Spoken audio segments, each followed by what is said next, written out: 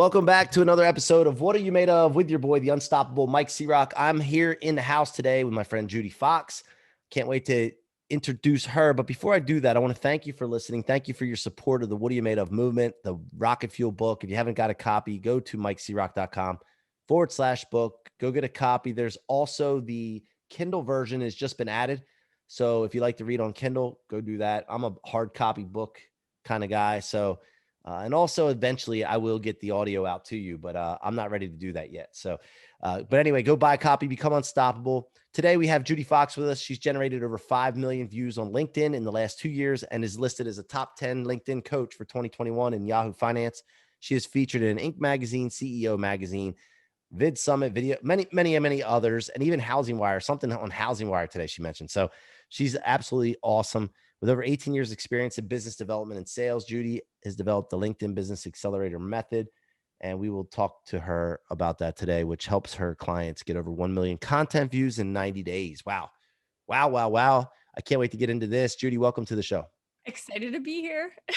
Now, we start the show with this question, what are you made of? And we're going to start that in like no other. And then we're going to get into this, how do you get views on LinkedIn? Because I'm intrigued by this. I don't know that anybody posts as much as I do on LinkedIn. So we're gonna have some fun with this. But anyway, Judi, what are you made of? I really resonated with my results when I took Strength Finders. So if you've ever heard of Strength Finders, I think leaning into where your natural strengths take you. And I think we don't see the magic of that as much as we should because we're constantly told we need to be great at everything. Lean into your strengths. So my strengths are achievement oriented, focus, learner, command, and relatability. I love relating to people. Now, what are your weaknesses? I have no idea because I don't focus on them. What Oh, you I love focus on it. expands. So I have an idea. We all have weaknesses, but I think the best coaching I ever got said focus on what you put your focus on is the thing that's going to expand in your life the biggest. So if you constantly keep focusing on your weaknesses to try to make them better, why don't you lean in harder on your strengths that you already have and focus on them, and they'll become so big of the piece of the pie that your weaknesses just get pushed out a lot more. So Yeah. So you don't believe in working on and getting better in areas that you're weak at all? I do, but it's being able to acknowledge they exist and maybe find ways to create strengths that you already have that can help them instead of trying to focus on just them. Try to find ways your strengths can overtake them, if that makes sense. Yeah. Yeah. No, I like that. And I like getting other people to handle the weaknesses. Oh, Um, that's smart too. but Outsource the things you're not yeah. strong at. So Yeah, yes, yeah. definitely. And the other thing is like you got to understand what those areas are, because if you try to get somebody else to handle them and you don't know what the heck you're talking about, and then it runs you. Yeah. They'll get over on you and all that. So no, I love that. I love working on your strengths. So, what as far as LinkedIn goes, how did you get involved with LinkedIn in the first place? Like, how did you get intrigued by it? To me, at first, when I was first getting into it, it was kind of like I was kind of turned away by it just because of the structure is not as easy as some of the other platforms. So how did you get involved with it? So there were two pivotal moments for when I got involved with LinkedIn. The first one was the natural pivot of I just got laid off. I just got let go because of the housing crisis, the 2008 economic situation we went through. So I was in the construction industry at the time, which got hit hard. Yep. So definitely was put on, I guess, furlough or paused for a little bit. And then I ended up getting let go, which made sense. They were struggling. So that was exactly when I joined. And right when I lost my job, instead of doing the normal path of hustling to find another job, I packed up everything I owned and I traveled around the world for a year. So I used all those miles, everything that I worked hard for 10 years. I packed up everything I owned. I joined LinkedIn, and my goal was to connect with 2 people per day, to have a real connection. And that was my goal. And it was a very simple, like, I bet this will get me a job versus constantly applying with a resume everywhere. I was going to network my way to my next job, and it Yeah, worked. It was relationships. amazing. Yeah. Yeah, yeah. And so So you would connect with people, but then when you were traveling the world, you would go visit the people, actually meet them in person. I did meet a lot of people in person, but for the most part, I just relied on being remote, like being an international, location independent. So that was back before virtual work was a reality. I started virtual working in 2005. So Wow. that's the So last time I really was in an office full time was 2005. So I have isn't carved it, my own path since then. isn't it great? It's Like, amazing. I think I love it. I'm kind of, I mean, I know this is bad. The pandemic has caused a lot of terrible things to happen, but it's also caused a huge shift in the working environment that I'm actually here for. Like the idea that I see all these people realizing their strengths, realizing their worth, realizing that they can do it from home and getting the flexibility to live the life they want to live. I am here for it. Yeah, yeah. No, I do miss being around. Like I was in a cube farm back in the day when I first got in the mortgage business, and I do miss that like fun with the fellas kind of thing.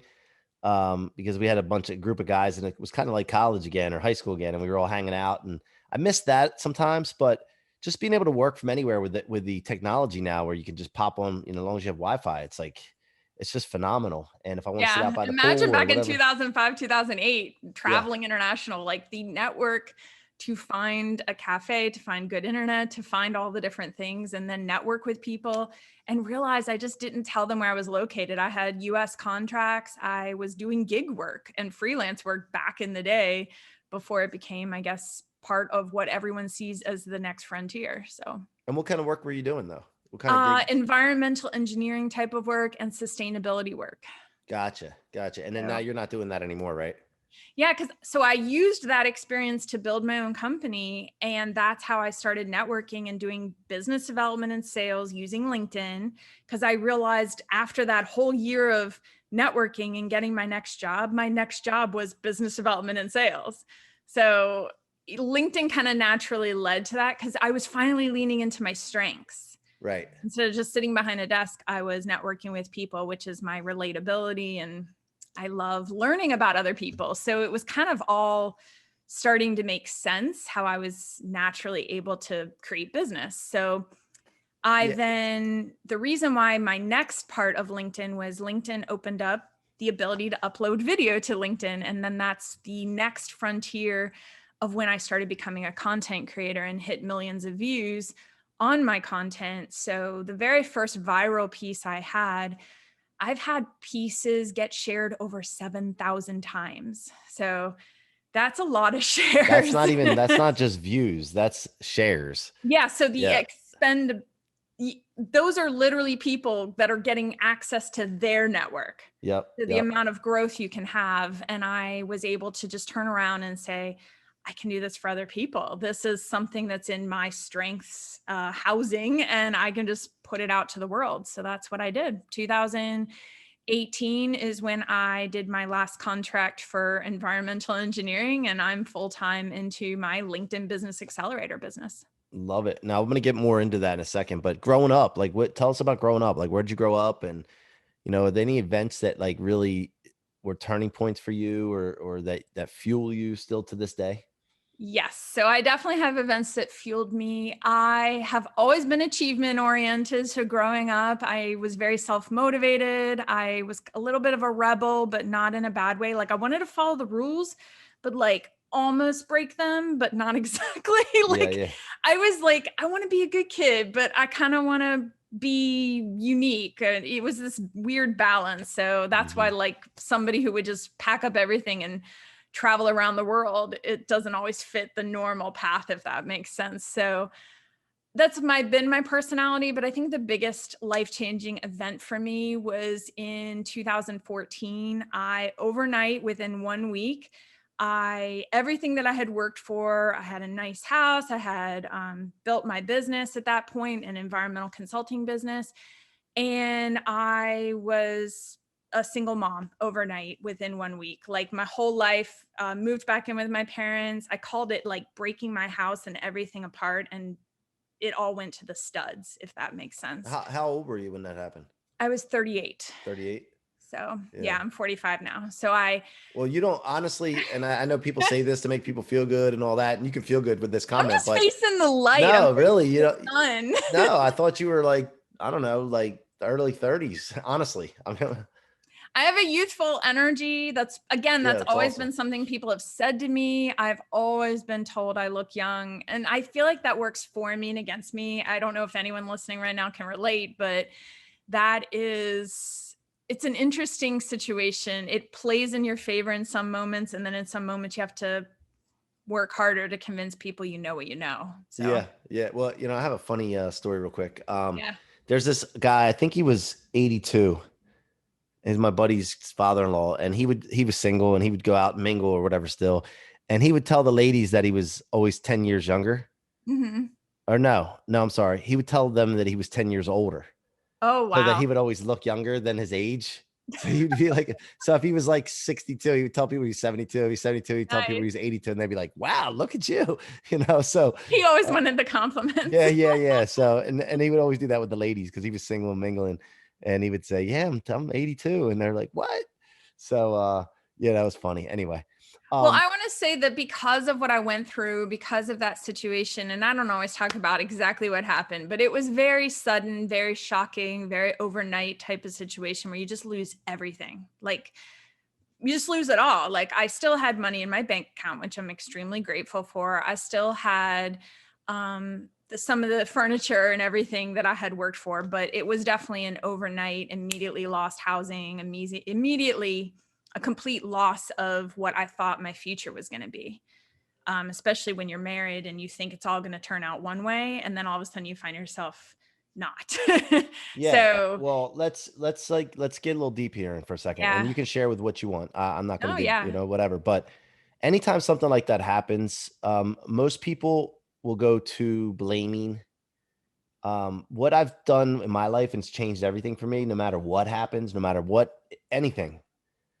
If somebody, looking out from the outside in, looks like it's like I got taken advantage of, I got screwed, whatever the case, I always take responsibility now, and it's given me 100% control, and it's changed my life. So have you looked at that experience as that in that way and said, and I don't even know the details. You can share if you want to, but like I think that's an important lesson to hear about of how you handled it, you know? Yeah, I use the phrase, and again, it's a compilation of soaking in information from people like you. Anyone who's been through something tough, the moment you go through something tough, you're immediately searching those people out. You're immediately like, who's being vulnerable? Who has a podcast? Who's talking about this?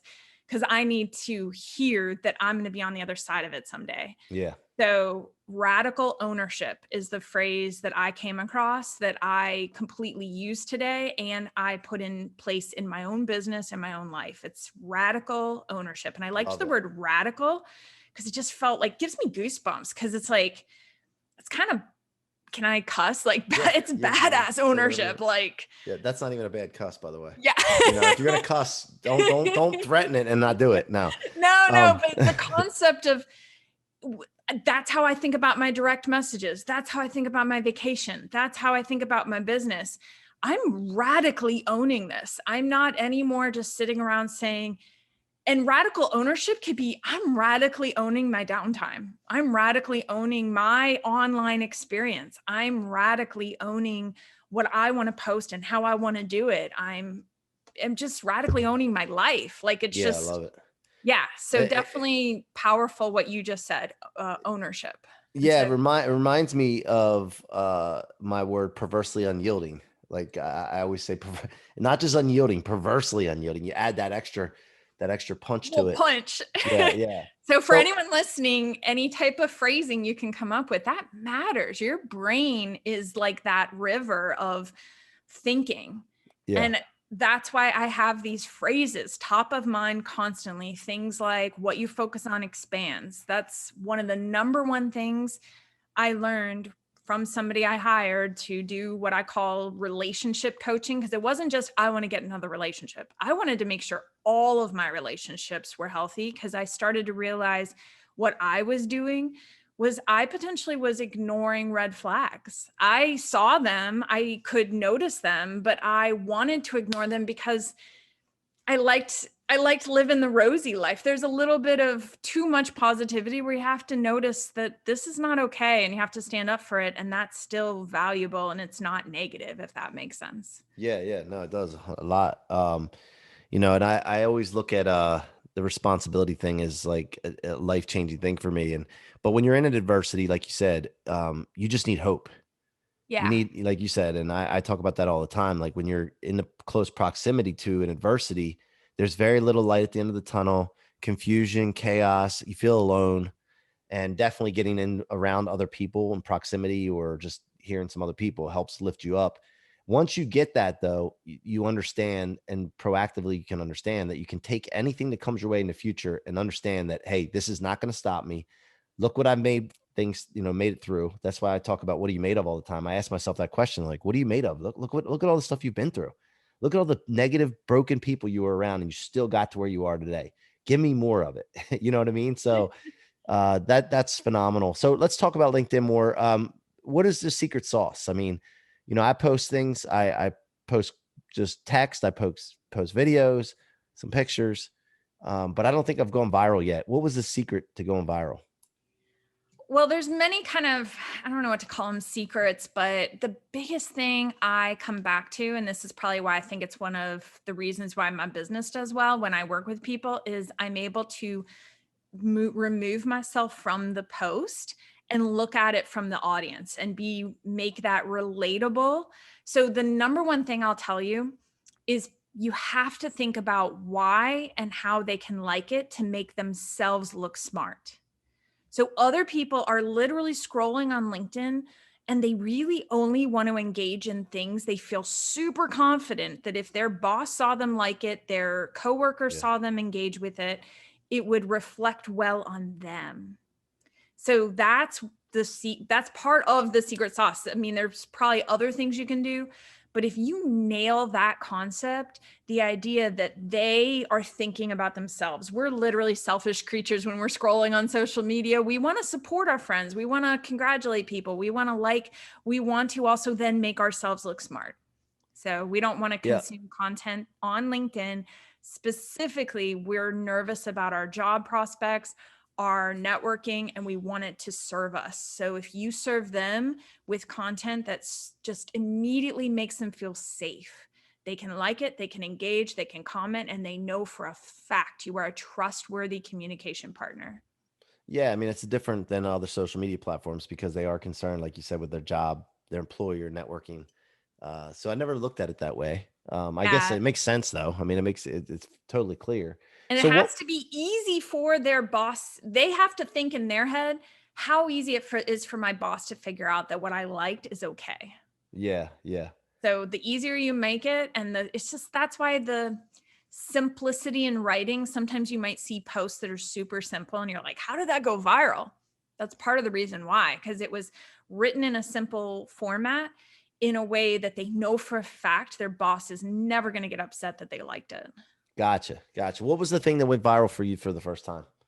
The very first viral thing that I put on the internet was actually a weight loss journey. I lost 50 pounds. So that's very relatable. I didn't even expect it to go viral. I was actually just kind of deciding for the first time to kind of put myself out there in a more vulnerable way versus posting, here's a regulation, here's a permit, here's like all my engineering posts. And then was like, well, I might just decide to share that I lost 50 pounds and Yeah, here's how I did it. And it was kind of a joke because I was like, look, I can't tell you how I did it because I'm not a weight loss expert. I'm just going to share that it definitely had mindset. It definitely had a lot of other things happening in my life. And I kind of had a little bit of humor and I offered a resource. I literally just created a spreadsheet for myself and I gave it away for free saying, if you're an engineer like me and you just think a spreadsheet will help you lose weight, because I just resonate with a freaking spreadsheet, like yeah, a chart yeah, and a graph and seeing my weight loss on a graph every day. I felt like I was in my element. So it was yeah. kind of Again, fun. And like I said, it was mega viral, like millions. I don't even know at this point. It could be 5 to 10 million views. holy cow, that many. And yeah, and the thing is that it's using your strengths again, right? Because Yeah. you got that engineer mindset and all that. So, yeah. So the next thing, what is another tip on LinkedIn for people with not just posts, but do views matter more than engagement? If you want money in your bank account, you probably want to matter. You want to look at engagement. And the biggest thing I tell people is if you cannot convert a view to something, then you're really not doing anything. You're just getting views. Like, views are nice, but I am driving traffic. I'm interested in how many people are pushing a button to go click on my website, to go book a call, and I'm doing that for my clients. So I'm not just saying, is it nice? Does it feel good to get 50,000 views, 100,000 views? But it feels a hell of a lot nicer when people are filling your bank account because they've clicked through to then decide to work with you. Yeah, I like that. I like that. I have a little different approach, and I want to hear your take on it. So Oh yeah. I'm in the Well, and mortgage. views, really quick, Yeah. views though, if you are advertising or doing type of affiliate links, that still does want your clicks to subscribe. I Mhm. consider everything a click. So to me, even if you're trying to get people to listen to your podcast, you're going to want everyone to subscribe. So you still want Yeah. them to click a button. I want people to click Yeah. something. No, 100%. Absolutely. Do some action, right? My thing is that I really, on my journey here, I got a mortgage division that I run, right? And my team takes care of the day-to-day operation. I spend about an hour or two a day in it with them. But I got on this journey of speaking and podcasting and didn't know exactly where it was going to take me. Now, I like to have a clear picture where I'm going. And I know that ideally that my purpose is all people are unstoppable to live in the life of their dreams. How I was going to do that, I wasn't really quite sure. How doesn't matter, but I just knew that something was there. So what I wanted to do and the aim that I took with all social media is just to become omnipresent so that everybody knew Mike C-Roc and have value being pushed out to it. So constantly I would wait for an opportunity for my mission to be served. And I'm just tell you a quick story on Instagram. I engage with people, LinkedIn, Instagram, direct messaging, and we didn't get to that part yet, but um, I connected with a guy named Jared Yellen. He's not even that active on Instagram, but just the fact that I was doing it so consistently, I connected with this guy.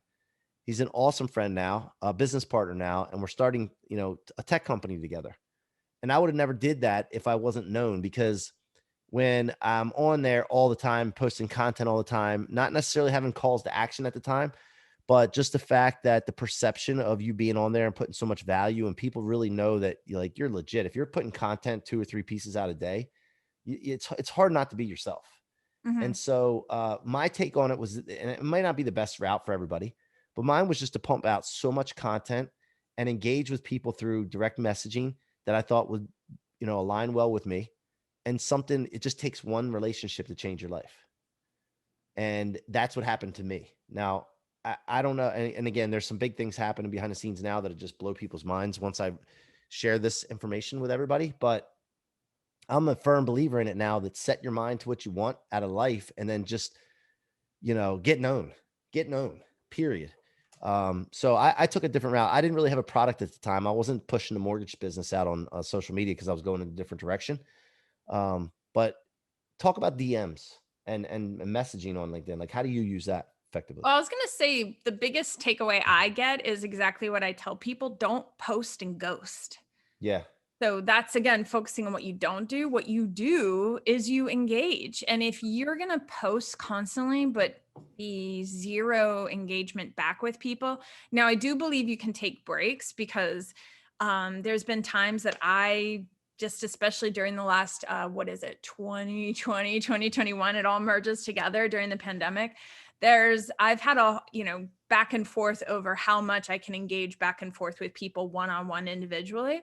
But if you're able to reply to comments, show up on audio apps where you're back and forth talking with people, that's engaging in communication that's real. Yeah. Yeah. And Yeah. there's no faking that. Yeah. So I agree with you. If you can get back to, even if you can't do all the direct messages, but you can direct people to, and I do have some messages where sometimes I'll say, hey, I would love to get back to you one-on-one, but I am swamped.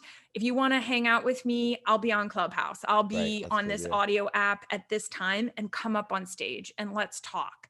Yeah. I That's like that. easier for me than trying Yep. to do one-on-one all the time. But everyone's got to create the business they love. They Yeah. Yeah. love.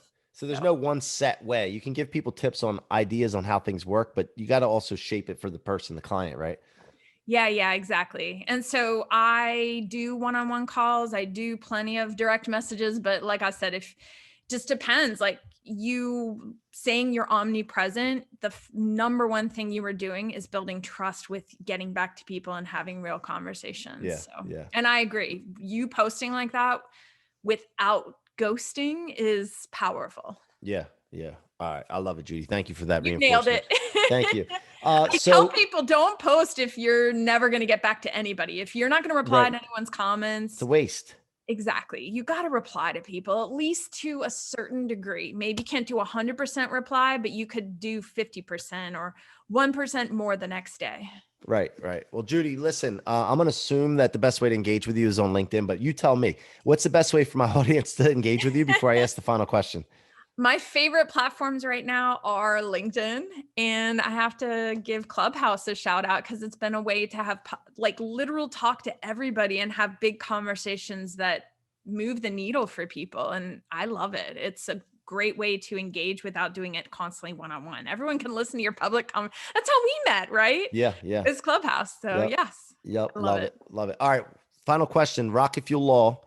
Turn all setbacks, letdowns, discouragement, all the toxicity that's out there. I call it gravity, pulling you down, and storing it in your tank instead of your trunk, where most people keep it, where it weighs them down, so that you can convert it into rocket fuel to become unstoppable. And also, I'm going to add this other part that I've been talking about and thinking about a lot lately is once you get to the point where you understand that nothing can stop you, it's all for training session and fuel, you stop using the past toxicity, all that stuff in the past, and you start letting your future and the things that you're confident about and your visions that you want to accomplish, you start letting that stuff pull you forward and using that as fuel. And that's more like once your engine is a better engine, you're not going to use the 87 octane. You're going to use the 93 octane. What does that rocket fuel law mean to you? And what has it meant to you in your life and some of the things you've been through? Um, I think you can visualize, like you said, your future. If you're sitting around remembering the past, visualizing what happened, stewing in that energy that, like you said, it's stored in the trunk. It's not doing anything for you, but you can flip the story to saying, wow, here's how I overcame that. Like, here's what happened. Here's what I chose to do after I found out the crappy thing that happened to me. Here's my choices I made, and focus on all that. So I love what you said about using gravity to your advantages. That's what rocket who's going up in space is using to its advantage to keep the momentum going. I love the idea of sustainability, of keeping and using gravity to your advantage versus that idea that it weighs you down. It can actually keep you up in orbit, keep you flying. Yep. Yep. Yeah. So, Love it. Love it. All right, yeah. Judi. Well, thank you so much for that. Thank you for coming on the show. I appreciate you. If you ever need anything, reach out to me. I appreciate you. And any final words? Just everybody go out there and focus on what you want to expand. Let's go. Expand, Oh, expand, expand. Be unstoppable, as I always say. put a Thank you so much rocket for underneath yourself. yeah, that's right. Thank you so much for joining us today. Thank Thank you for you. your support and for the listenership of this show. It means the world. Go subscribe on YouTube, by the way, if you like to watch these. And I'm also going to be starting to put out more content on YouTube. So go check that out. Not just the podcast, but other videos talking about tech and entrepreneurs that are non-tech entrepreneurs that want to be a tech entrepreneur. If you have an idea, we have the resources to help you with that. Go check that out. Mike C-Roc, Ciorrocco on YouTube. Thanks for joining us today. Until next time, be unstoppable.